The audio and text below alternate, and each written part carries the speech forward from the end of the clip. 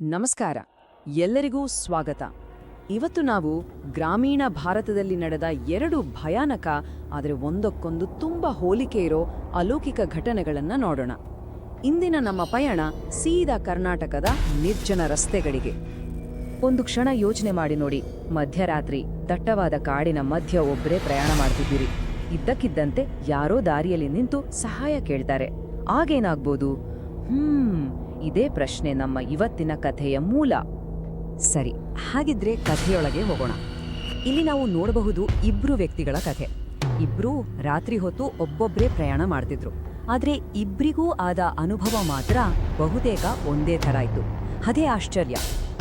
ಮೊದಲನೇ ಕೇಸ್ 23 ವರ್ಷದ ಕಾರ್ತಿಕ್ನದ್ದು.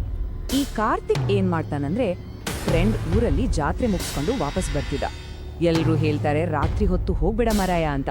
ಆದ್ರೆ ಇವನ್ ಕೇಳಲ್ಲ. 150 ಕಿಲೋಮೀಟರ್ ದೂರ ಇರೋ ತನ್ನ ಮನೆಗೆ ಬೈಕ್ನಲ್ಲೇ ಹೊರಡ್ಬಿಡ್ತಾನೆ. ಹಾಗಾದ್ರೆ ಆ ಪ್ರಯಾಣದಲ್ಲಿ ಏನಾಯ್ತು ಅಂತ ನೋಡೋಣ. ರಾತ್ರಿ ಸುಮಾರು 10 ಗಂಟೆಗೆ ಹೊರಟಿದ್ದು. Mid night time. ಕಾಡಿನ ರಸ್ತೆಯಲ್ಲಿ ಹೋಗ್ಬೇಕಾದ್ರೆ ಒಬ್ಬಾಕೆ ಹೆಂಗಸು ಕೈಯಡ್ ಹಾಕ್ತಾಳೆ. ಸರಿ ಪಾಪ ಅಂತ ಹಚ್ಕೊಂಡು ಹೋಗ್ತಾನೆ. ಸ್ವಲ್ಪ ದೂರ ಹೋದ್ಮೇಲೆ ಒಂದು ಹಾಳು ಬಿದ್ದ ಬಸ್ ಸ್ಟಾಪ್ ಹತ್ರ ಇಳಿಸುವಂತಾಳೆ. ಅವಳು ಇಳಿದ ಮೇಲೆ ನೋಡಿದ್ರೆ ಅವಳು ಮಾಯಾ. ಬದಲಿಗೆ ಅಲ್ಲಿಂದ ಕೇಳಿಸಿದ್ದು ಮಾತ್ರ ಒಂದು ವಿಚಿತ್ರವಾದ ಭಯ ಹುಟ್ಟಿಸುವ ಧ್ವನಿ ಅಷ್ಟೇ.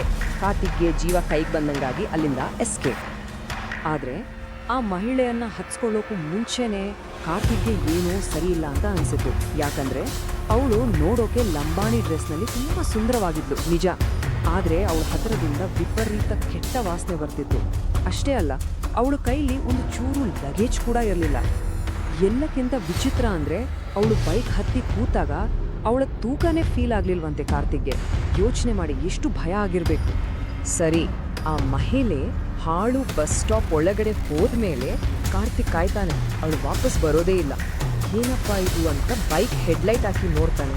ಅಲ್ಲಿ ಯಾರೂ ಇಲ್ಲ. ಬಸ್ ಸ್ಟಾಪ್ ಪೂರ್ತಿ ಖಾಲಿ. ಅದೇ ಕ್ಷಣ ಆ ಕತ್ತಲೆಯಿಂದ, ಆ ಖಾಲಿ ಜಾಗದಿಂದ ಒಂದು ಧ್ವನಿ ಕೇಳಿಸುತ್ತೆ, ಬೈಕ್ ಇಳಿದು ನನ್ನ ಹತ್ರ ಬಾರೋ. ಇದು ಕಾರ್ತಿಕ್ ಕಥೆ. ಆದ್ರೆ ಈಗ ನೋಡೋಣ ಎರಡನೇ ಕೇಸ್. ಇದು 27 ವರ್ಷದ ಫೋಟೋಗ್ರಾಫರ್ ಪವನ್ ಅವರದ್ದು.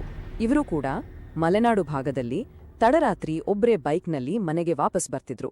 ಅವರಿಗೂ ಒಂದು ವಿಚಿತ್ರವಾದ ಮೈ ಜುಮ್ ಅನ್ನೋ ಅನುಭವ ಆಗುತ್ತೆ. ಪವನ್ ತನ್ನ XL 100 ಬೈಕ್ನಲ್ಲಿ ಹೋಗ್ತಾ ಇರ್ತಾರೆ. ಆಗ ರಸ್ತೆ ಬದಿಯಲ್ಲಿ ಒಬ್ಬ ಹೆಂಗಸು ನಡ್ಕೊಂಡು ಹೋಗೋದು ಕಾಣಿಸ್ದೆ. ದೂರದಿಂದ ನೋಡಿದ್ರೆ ಯಾವುದೋ ಯುವತಿ ತರ ಕಾಣ್ತಾಳೆ. ಆದ್ರೆ ಬೈಕ್ ಹತ್ರ ಹೋದಾಗ ಅವಳ ಮುಖ ನೋಡಿದ್ರೆ ಶಾಕ್. ದೇಹ ಯುವತಿಯದ್ದು, ಆದರೆ ಮುಖ 80 ವರ್ಷದ ಮುದುಕಿಯದ್ದು. ಅಷ್ಟೇ ಅಲ್ಲ, ಅವಳು ಪವನ್ನನ್ನು ನೋಡೋದೇ ಇಲ್ಲ, ಏನೋ ಮಾತಾಡಲ್ಲ, ಸೀದಾ ಮುಂದೆ ಹೋಗಿ ಮಾಯವಾಗ್ಬಿಡ್ತಾಳೆ. ಈ ಶಾಕ್ನಿಂದ ಹೇಗೋ ಊರ್ ತಲುಪಿದ್ರೆ ಊರಿನ ಎಂಟ್ರೆನ್ಸ್ನಲ್ಲೇ ಒಬ್ಬ ಮುದುಕ ಎದುರಾಗಿ ಒಂದು ಎಚ್ಚರಿಕೆ ಕೊಡ್ತಾನೆ. ಊರು ಸೇರ್ತಿದ್ದ ಹಾಗೆ ಪವನ್ನನ್ನು ತಡೆದ ಆ ನಿಗೂಢ ಮುದುಕ ಹೇಳಿದ ಮಾತು ಇದೆ. ಆಕೆ ಸೇಡು ತೀರಿಸ್ಕೊಳ್ಳೋದಕ್ಕೆ ಕಾಯ್ತಾ ಇದ್ದಾಳೆ. ಈ ಒಂದು ಮಾತು ಪವನ್ ತಲೆಯಲ್ಲಿ ಇನ್ನಷ್ಟು ಗೊಂದಲ, ಇನ್ನಷ್ಟು ಭಯವನ್ನ ಹುಟ್ಟು ಹಾಕ್ಬಿಡುತ್ತೆ. ಸರಿ, ಈಗ ಎರಡು ಕಥೆಗಳನ್ನು ಕೇಳಿದ್ವಿ. ಈಗ ಇವೆರಡರ ನಡುವೆ ಇರೋ ಆಶ್ಚರ್ಯಕರವಾದ ಹೋಲಿಕೆಗಳನ್ನು ಒಮ್ಮೆ ನೋಡೋಣ. ಯಾಕಂದ್ರೆ ಇದು ಸುಮ್ಮನೆ ಕಾಕತಾಳೀಯ ಅಂತ ಅನಿಸ್ತಾ ಇಲ್ಲ. ಇದ್ರ ಹಿಂದೆ ಬೇನೇನೋ ಕಥೆ ಇರಬಹುದಾ? ಈ ಟೇಬಲ್ನ ಒಮ್ಮೆ ನೋಡಿ. ಎರಡೂ ಘಟನೆಗಳು ನಡೆದಿದ್ದು ಕರ್ನಾಟಕದ ಒಂದೇ ಕಾಡಿನ ರಸ್ತೆಯಲ್ಲಿ. ಎರಡೂ ಕಡೆ ರಾತ್ರಿ ಹೊತ್ತು ಒಬ್ಬೊಬ್ಬರೇ ಬೈಕ್ನಲ್ಲಿ ಹೋಗ್ತಿದ್ದ ಯುವಕರೇ ಇದ್ದಾರೆ. ಇಬ್ಬರಿಗೂ ಎದುರಾಗಿದ್ದು ಒಬ್ಬ ನಿಗೂಢ ಹೆಂಗಸು.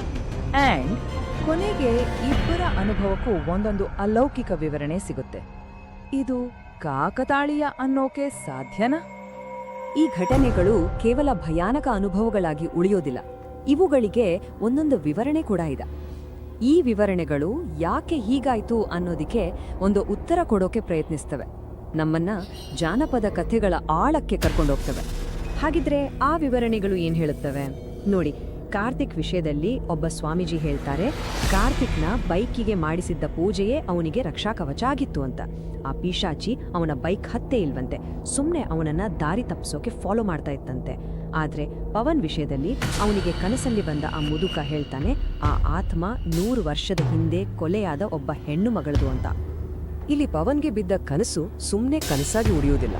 ಕನಸಲ್ಲಿ ಆ ವೆಂಕಟಾಚಲ ಅನ್ನೋ ಮುದುಕ ತನ್ನ ಮಗಳನ್ನ 100 ವರ್ಷದ ಹಿಂದೆ ರೇಪ್ ಮಾಡಿ ಕೊಲೆ ಮಾಡಿದ್ರು ಅಂತ ಹೇಳ್ತಾನೆ. ಇದರಲ್ಲಿರೋ ಅತಿ ದೊಡ್ಡ ಟ್ವಿಸ್ಟ್ ಏನಂದ್ರೆ, ಪವನ್ ಆಮೇಲೆ ಊರಿನ ಹಿರಿಯರ ಹತ್ರ ವಿಚಾರಿಸಿದಾಗ ನಿಜವಾಗ್ಲೂ ಅಂಥದೊಂದು ಘಟನೆ ನಡೆದಿತ್ತು ಮತ್ತು ಆ ಹುಡುಗಿಯ ತಂದೆ ಹೆಸರು ಕೂಡ ವೆಂಕಟಾಚಲನೆ ಆಗಿತ್ತು ಅನ್ನೋದು ಗೊತ್ತಾಗತ್ತೆ. ಈಗೇಳಿ ಇದನ್ನ ನಂಬೋದ್ ಹೇಗೆ ಬಿಡೋದ್ ಹೇಗೆ? ಈ ಎಲ್ಲ ವಿವರಣೆಗಳನ್ನು ಕೇಳಿದ್ಮೇಲೆ ನಮ್ಮ ಮುಂದೆ ಒಂದು ದೊಡ್ಡ ಪ್ರಶ್ನೆ ಉಳಿಯುತ್ತೆ. ಈ ಸ್ಥಳೀಯ ಕಥೆಗಳು ಮತ್ತೆ ಈ ಥರ ವೈಯಕ್ತಿಕವಾಗಿ ಆದ ಭಯಾನಕ ಅನುಭವಗಳು ಇವೆರಡಕ್ಕೂ ಏನ್ ಸಂಬಂಧ? ಇದೆಲ್ಲ ಬರೀ ಮನಸ್ಸಿನ ಆಟನ ಅಥವಾ ಇದರಲ್ಲಿ ವಾಸ್ತವದ ಎಳೆ ಇದೆಯಾ? ಕೊನೆಯದಾಗಿ ಈ ಒಂದು ಪ್ರಶ್ನೆಯ ಜೊತೆ ಈ ಕಥೆಯನ್ನ ಮುಗಿಸೋಣ.